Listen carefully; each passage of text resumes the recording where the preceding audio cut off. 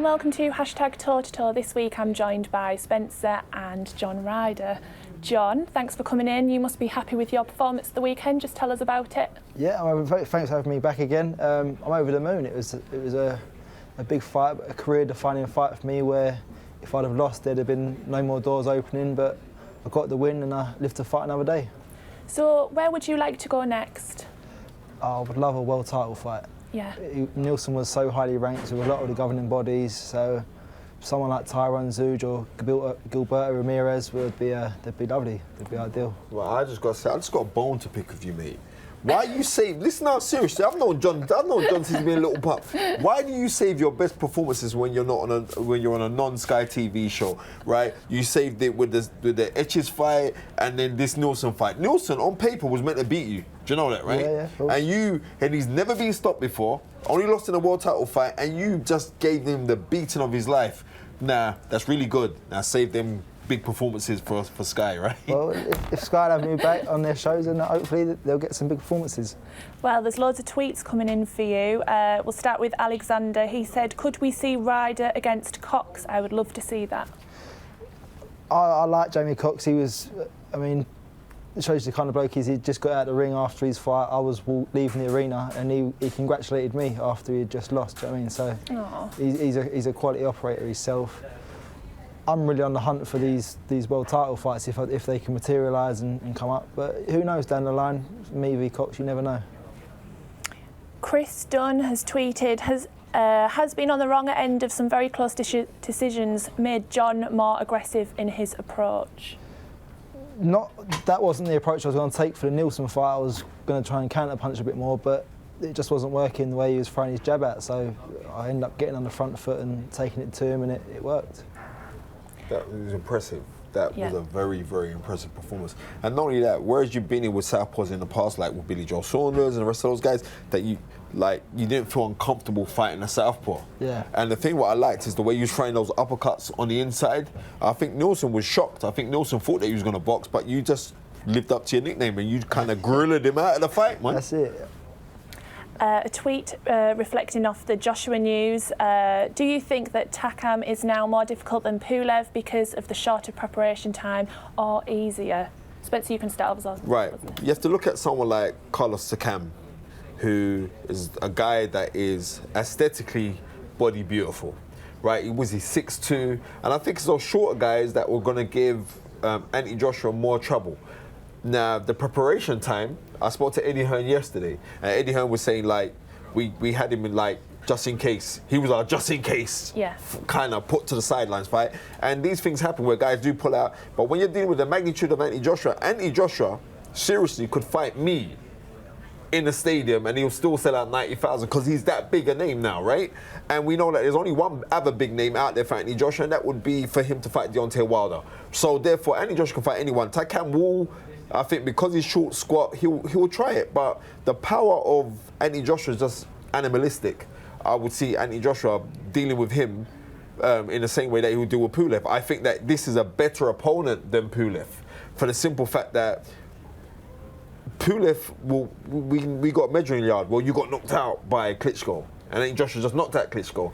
This is to me brings a lot more intangibilities into the fight, and I'm more looking forward to this fight than I was to the Pulev fight, and that's the truth. John, what did you think when you heard the news? I was surprised, especially at such late notice, but I think, like Spencer said, I think this could be a better fight. Takam looks like he comes to fight a lot more, whereas Pulev's quite negative at times. He looks great, and I think he'll come to fight. That might be his undoing, and where he might get stopped earlier. But no, I think it's an interesting fight. How frustrating is it when you're this close to a fight and your opponent drops out? This close, I don't think it is. I think at the stage now you just want to fight, so you'd fight King Kong if it had to be him. So I think Joshua's just too professional to worry about it. He'll crack on and do what he's got to do. Okay. Moving on, we've got Ethan has tweeted in, who does John believe is the best British super middleweight at the moment? DeGale, Groves, Eubank Jr or Callum Smith? It's real clash of styles, do you know what I mean? It's I've done a lot of work with James DeGale in sparring. I know firsthand he's a great operator. George Groves looking good. Eubank Jr looked sensational against Yildirim. Have you sparred with Eubank Jr? Years ago, yeah, sparred once, yeah. That was good. How was that? Was that Yeah, war? Was it? Nah, it was a good spar. I think we only done 6 rounds, but it was good. It was educational. Do you know what I mean? We learned. I learned a few things. And Callum Smith, I think he could potentially be the best out of a lot of them. So Callum Smith. So Callum Smith, yeah. Spencer. Who else is the best out of the lot? James DeGale's the best out of the lot. But potentially, Chris Eubank Jr. is going to be the best out of the lot, and I think that he'll get his chance to prove himself as the best out of the lot. But right now, you got to go with track record and who he has beaten, and James DeGale's beaten the higher caliber of opponents. So I would have to say, on it, it's James DeGale. Then I would say George Groves, then Chris Eubank Jr., then Callum Smith.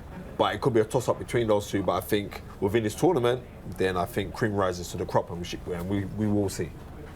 Ozzy has asked, who wins, Groves or Eubank Jr? Who wins, John? I think Eubank Jr. Why? I just think he's looking devastating. I think the power is unbelievable. I do really rate Groves, but I just think it might come when there's a change in regard, and I think Eubank's ready to take over. You've gone against the London lad.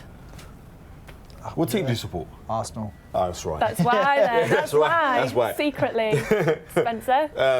To cut this short, Chris Eubank Jr., like I'm saying, to go back to the first question, potentially is the best super middleweight in the world.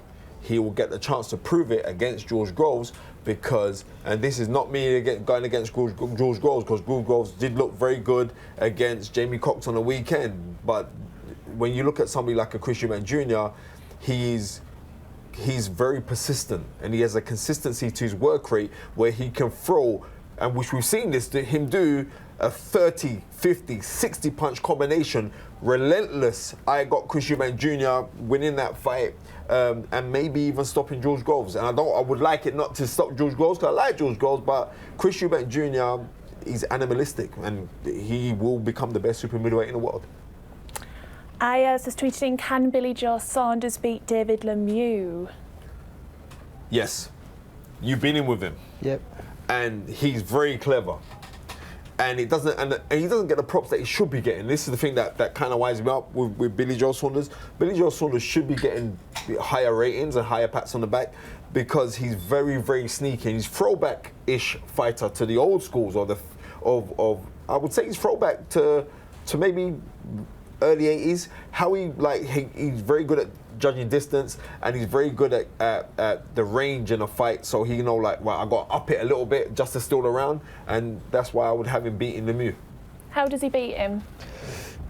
I think so far in Billy Joe's career, I've only ever seen him do enough to win.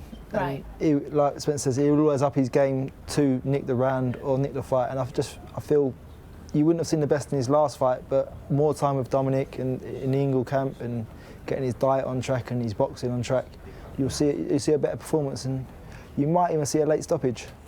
Chris Smith, when Kell Brook returns, do you think he should fight at 154, and how do you think he would do against Jamaal Charlo? I'm just being real. I love Kell Brook. Stay away from Jamaal Charlo. You don't need that. And it's not. Jamaal Charlo's the real deal.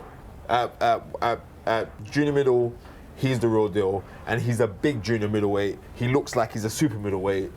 Kell Brook wouldn't need, and plus, and he trains alongside with Errol Spence, so they got the same coaching. I would stay away from that guy. But you know what? Depending on how Kell Brook has dealt with things psychologically, Kell Brook can come back and still win a version of a world title. But me personally, I would keep him away from Jamaal Charlo. If you were Kell, where would you go next, John? I'd go back for the IBF route. I can't remember the champion's name, but he boxed on Saturday as well. He got a win. Who did he beat Trout. Beat Trout, yeah. I think that's the fight he should go, and probably the one he'll get easiest with the IBF ranking that he's had. And I agree with you. Okay, Steve Parsons, after watching the fights from the weekend, does Spencer think Abner Mares has a chance against Leo Santa Cruz if they fight again? No. Leo Santa Cruz is the real deal. Leo Santa Cruz has already beaten Abner Mares, which was that was an incredible fight. And I think there was nothing that Mares could bring to the table now that's going to be anything different? What are you going to do? You'll end up drawing this out because it's a lot of Mexican pride there as well. And I got Santa Cruz winning again. Santa Cruz is a very, very clever guy, and he's proven to me that he's better in rematches. He proved that against Carl Frampton. So I've got Cruz winning that fight. Who would you have winning that fight? I would pick Cruz. I mean, I know Mera's only lost by stoppage to Gonzalez and obviously Santa Cruz, but I feel it'd still be a close points. I don't think he gets stopped, but I still think Santa Cruz got too much. Okay, well that's all for this week. My thanks to John and Spencer. Tune in next week for more #TourToTour or check out iTunes for the podcast. Sky Sports. Feel it all.